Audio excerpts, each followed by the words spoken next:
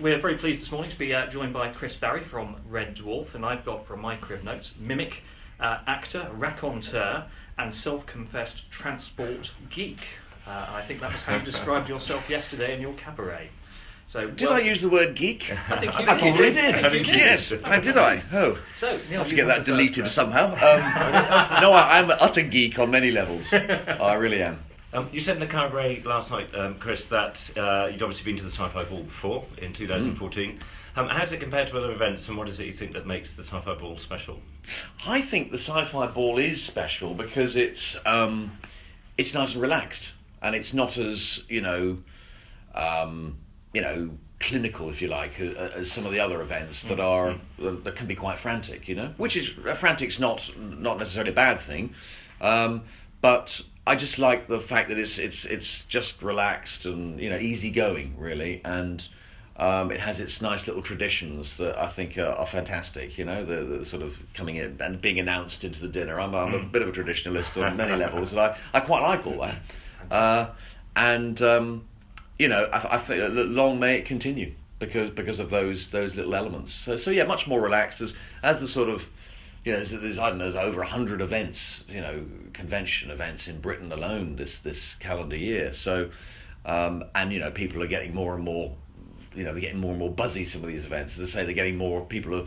The stakes seem to be getting higher. The big market and all that sort of thing. And if this event can just stay nice and grounded as it is, then it'll come into its own even more than it already is. We agree 100%. Okay, that's what we like. The character of Arnold Rimmer, and of course the character of Gordon Brittas, described in the programme as grotesque and insufferable, and you were quite uncomplimentary yourself about the character of Arnold Rimmer in your cabaret yesterday. Do you enjoy playing that sort of character, or would you like the chance to have a go at someone who might be described as pleasant? Pleasant might be boring. Yeah. Do you know what? I'm so used to playing these sort of the losers, arses, call them what you will, that I do enjoy it. I mean, for Gordon Brittas, for example, you can kind of say what you want within certain parameters, but he just can burst into a situation and just be him, and it's just great fuel, to control a situation in his own, hopefully, humorous way. That can spill over sometimes.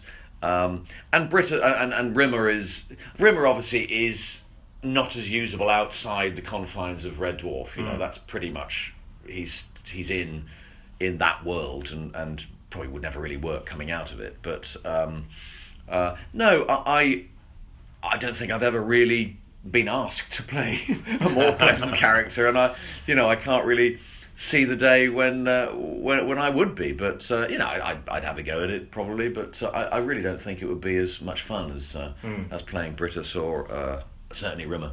I mean, Rimmer, as we did last night, some of the, and for all four characters in Red Dwarf, some of the writing is what always brings us back. The writing is so good, and the opportunity to perform some of the scenes and the lines that I've had the joy of doing has been great. Leads on to my next question. I think probably because of his grotesque and insufferable nature, you're a comedy hero to many. Who were your comedy heroes when you were young, and did they have an influence on your acting style?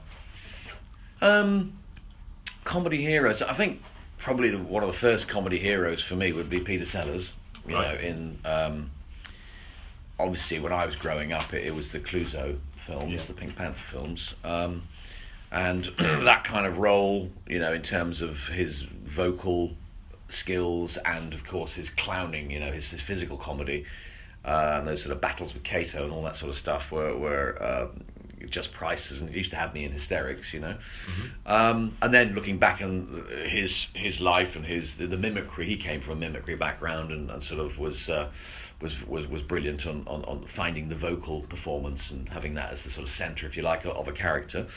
And then in the 70s, Fawlty Towers, John Cleese's sort of pent-up Basil Fawlty character was, I think there's elements really maybe of possibly Rimmer in there somewhere, And then, you know, the timing of someone like an Eric Morecambe who's just a funny man. You just look at him and he's just funny, you know. Yeah. I don't think I've got that really. It's certainly not anywhere near as much as he ever had it, but it's just great to watch him work, you know, with of course Ernie Wise, and see how just how a funny person works, you know. Yeah. So those three I would pull out, you know. Excellent. Thank you. Okay, I think because we're probably right at the end of our time, I think we'll call it a day there. Thank you ever so much, Chris. Good. All right, gentlemen.